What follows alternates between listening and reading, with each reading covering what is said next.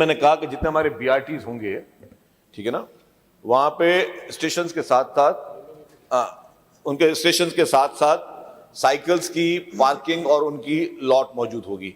तो किसी ने भी जैसे अगर कहीं आगे सफर करना है तो वो साइकिल, जैसे पूरे UK वगैरह बाकी यूरोप वगैरह में भी ये मॉडल होता है, वहां पे उन्होंने क्वाइन डाला, क्वाइन दिया या पैसे दिए, अपनी ID दी और आप अब कार्ड वहां पर हम लोग अभी तो हमारे ऑटोमेटेड फेयर कार्ड जो हमारे आ गए, वो कार्ड वहां पे दिया और वो आप गए और वो फिर आपने वो जमा करा जी। यूटिलिटीज जो है उसके लिए हमने पैसे दिए हुए हैं और वो पैसे जो है उनका वो वाटर बोर्ड की जब वो थोड़ी अहलियत आ जाएगी तो वो उसमें शिफ्ट कर देंगे, लेकिन हमने उनको पैसे ऑलरेडी दिए हुए हैं।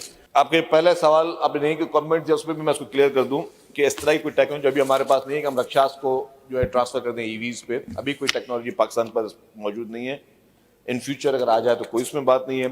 EV गाड़ियों के लिए हमारे कैबिनेट में एक कमेटी है, उस कमेटी में मैं भी हूँ, सईद गनी साहब भी है, ज़िया लंजार साहब भी उस कमेटी में जो कि गाड़ियों की प्रोक्योरमेंट पे इस पे है। तो हमने 2 दिन पहले ही गवर्नमेंट के कुछ डिपार्टमेंट्स को पाबंद कर दिया कि आप भी अब EV गाड़ियां खरीदेंगे। तो ये मेरे ख्याल से सबके लिए एक नई खबर भी होगी।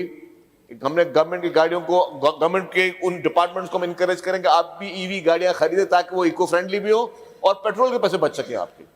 जो automated fair collection AFC system हमने शुरू किया है, वो जो AFC हमने शुरू किया है उसमें हमने कार्ड्स इंट्रोड्यूस कर दिए हैं। अब आपने वो कार्ड खरीदना है, उसको टॉप अप करना है और आपने जाके जिस बस सर्विस में भी आप चल जाएं वो ऑटोमेटिक डिटेक्ट होता जाएगा। लेकिन ये भी पाकिस्तान का पहला AFC है जिसमें ये आपके साथ साथ ये ATM कार्ड भी है।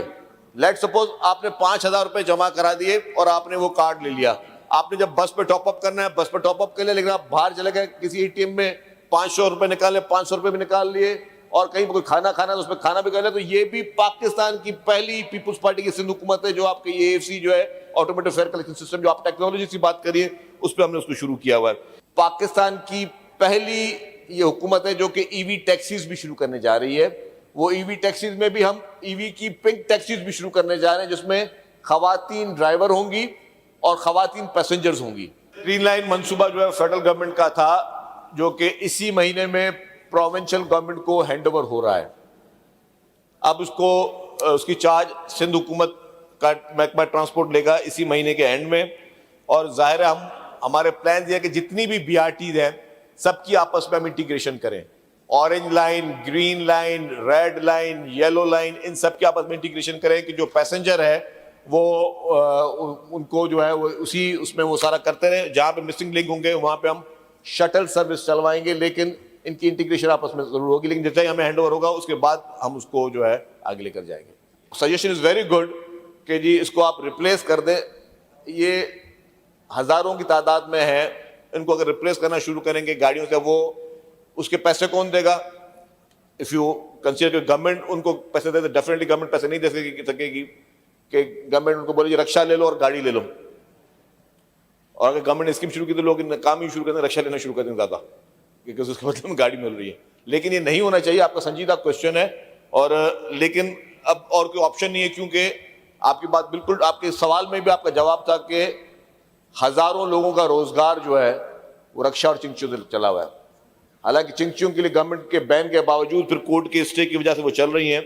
हम ऑटोमेशन PTA और RTA की करने भी जा रहे हैं। जो PTA और RTA सर, ये भी एक बहुत बड़ा मैच था हमारे पास और अभी भी है। मैं ये नहीं बोला कि आइडियल सिचुएशन है हमारी PTA की और RTA की। उसको भी हम अब हर चीज को ऑटोमेटेड करना चाह रहे ताकि कोई रिकॉर्ड रहे कि जी कितनी रूट परमिट्स इशू हो रही हैं, कितने जो है उसको हम लोग जो है गाड़ियों की जो है कि हमारे पास डेटा आता रहे और जो गाड़ियां चल रही हैं रोडों में क्या वो रूट परमिट के साथ चल रही हैं या बगैर रूट परमिट के साथ चल रही हैं।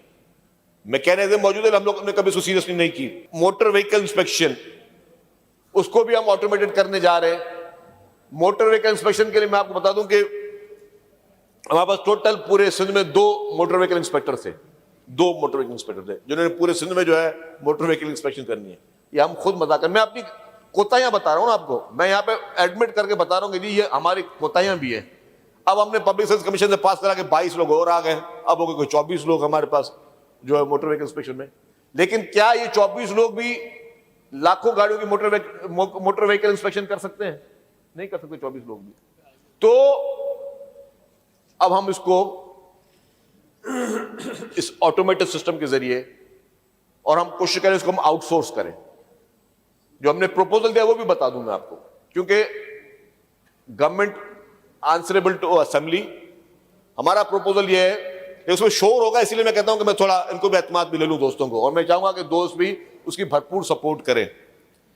उसमें सर ये होगा, हम कह रहे हैं कि अब प्रपोजल हम दे रहे हैं कि जितने भी 3S डीलर्स हैं पाकिस्तान में, चाहे वो टोयोटा के हैं, चाहे वो सुजुकी के हैं, चाहे वो होंडाई के हैं, चाहे वो होंडा के, किया के, जितनी कंपनीज हैं, उनके पास स्टेट ऑफ द आर्ट जो है वो उनके 3S सर्विसेज हैं, सर्विस की और सब चीजें, हम उनके साथ इंटीग्रेशन कर लें। और हर गाड़ी को लाजिम होगा, जिस including the members who are sitting in the assembly, it is mandatory for the each and every vehicle कि आप वहां से अपनी मोटर व्हीकल इंस्पेक्शन करवाएं, क्योंकि आपके पास 2 या 22 लोगों की पॉसिबिलिटी नहीं है ये चीज, और हम लोग चल रहे हैं इस तरह।